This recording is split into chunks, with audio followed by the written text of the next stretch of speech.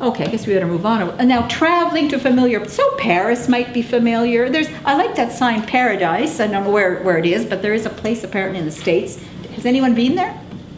Then there's Las Vegas. For those who like to go to Las Vegas regularly, if you've been doing that regularly, sure, if that's a familiar place. And of course, Miami, Palm Springs. And of course, Jerusalem, wonderful city, especially if you've been there many times, it's familiar. Number 3, invite accompanying persons who you know. If you're going to go with another couple or someone in the family, make sure that these are people with whom there is a shared history. When there's a shared history, there's a comfort zone. Okay? Remember that. And small numbers of persons. Don't travel with large groups. That becomes difficult. The bus tour where you get off at a new hotel every day and it's a whole brand new group of people, that is very, very difficult also. So keep that in mind when you're planning traveling. Hobbies, music. When these have been a part of one's life over many, many years, as words, they also become solidified in procedural memory. So if we've been playing a musical instrument over 30 years, 40 years, or singing in a choir, whatever, if we've been doing it a long time, it doesn't require much thought. It's there, it's well anchored in the brain, so keep it up. Why not? This is another area to keep in mind. Over time, we have built up automatic responses to certain things. When we see railway tracks, we know we have to stop. We've known that from the time we were kids, probably. When someone holds up their hand, we know that that's kind of an indication we have to stop. When we see the stop sign or do not enter, we've known those. Those are well anchored in our memory. Right? So automatic kinds of responses are quite easy there.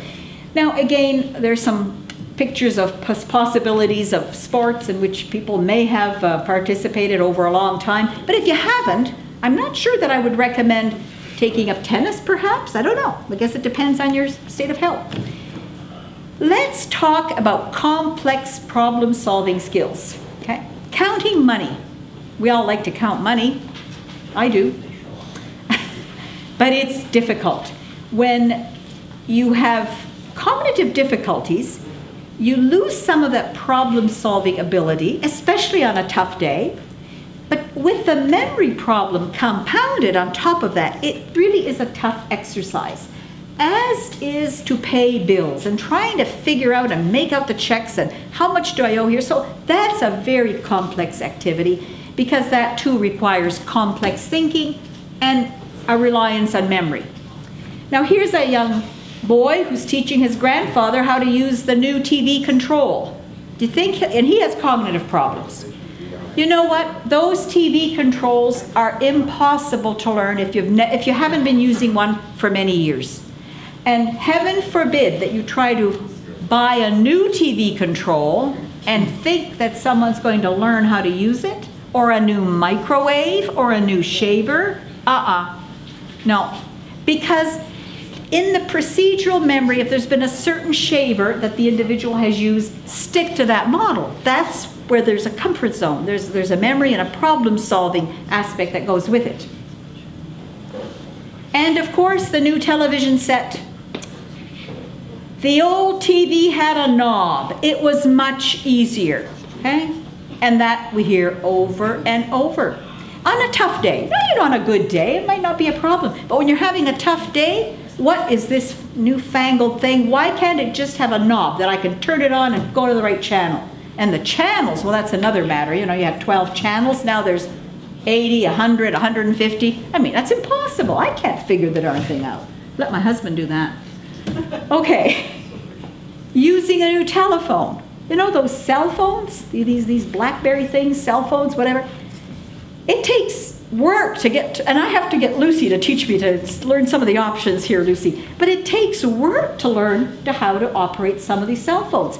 And if you have cognitive difficulties and you're having a tough day and you can't remember how to use your phone, you'd likely do better with a rotary dial. Okay, so you may want to scour the rummage sales, the yard sales, and find some rotary telephones, because they work well. You know, they'll figure that out, no problem. Okay, I'm just telling you. If you can't find them, let me know. I'll see what I can find in Sherbrooke.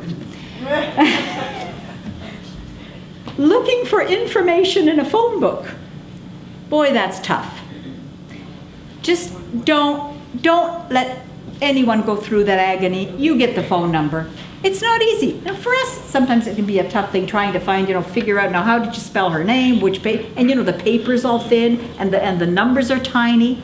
No, just do it. Don't expect someone to do that. Now, we're coming to the end here, so I know it's been a bit long. Major impact of short-term recent memory problems. All kinds of activities become affected. And let me give you the example. The lady buys her husband a new jacket, right? Hangs in his closet, won't put it on. What's that jacket doing there? It's not mine. Okay? It's a new jacket. It will look lovely on you, but it's not my jacket. Because on tough days, on those difficult cognitive days, he doesn't remember that that's his jacket. That somebody else must have forgotten that jacket, right? Okay? So keep in mind that old is better. Isn't that great? You don't have to spend too much. Old is better. Preserve the old stuff. Keep the old stuff, because that's what is comforting. Okay? Well, this won't work. A knot around your finger. No, that won't help. Okay. Where did I lose the keys, the phone, the bracelet? Well, I have a thing here, but I'm afraid to lift it. But I keep all my stuff together because my thing is plugged in there. But I keep it all together on these 3 chains. And then when I throw my Maimonides chains on top of that, it really becomes, but it's all together, right? And so it's easy to find in my purse. Well, that's a strategy you might want to consider, because when things are put together in a bigger bundle, they're more visible, okay? And they're less likely to be lost. So get a big cord, a colorful tag that will, easy to locate. Likewise for your cell phone and jewelry. Now, this is a strategy that works actually quite well. If you have very expensive jewelry and you have tough days where you're not remembering where that jewelry is, you might not want to keep your expensive jewelry quite so accessible. You might want to perhaps even just put a note in your jewelry box so that when you open it, the note says, "My jewelry has been put into safekeeping." Okay? Because if you don't remember that it's been put into safekeeping, the note will help you. So that's one strategy that has worked with certain individuals who I know. I'm just mentioning that in passing. Forgetting to take the memory pill. Okay? This new medication, memory pill. But I know I took my arthritis pill. I know that. And the reason he knows he took his arthritis pill is because he's been taking it for 30 years. It's in his procedural memory. But that new pill is not. So that's a common problem. Why does he always take his heart pill, but he won't take his memory pill? Well, it's not that he won't. It's just that it's a new pill. And he forgets that it's a new pill that he's supposed to take. So just take responsibility. Give him the pill. Forgetting to clear the table, going to another room, and just completely forgetting that the table hadn't been cleared or that the dishes hadn't been done. Where did I put that jar? Where did I put the dish? I can't remember. So she's opening one door after the other and then doesn't remember which door she actually opened and which one was shut, because by the time you go around the kitchen, you're going crazy. You don't know which one you... So what's the solution? Well, you take off the cupboard doors, right?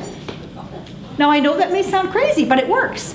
So if someone who's running, and especially if you've moved, this is no joke, if you've moved to a new condo, whatever, and you're not familiar with those new cupboards. They're new every day, right? That's not the old cupboards. So you can put glass doors on, put the old dishes in, though you don't bring out the Dresden or anything like that. The old dishes that you've been using for a long time, you have a glass door or no door, and then you can see, you sit in the kitchen and you see all your stuff, and it's so comforting. Okay? And you can get out the dishes you need, right?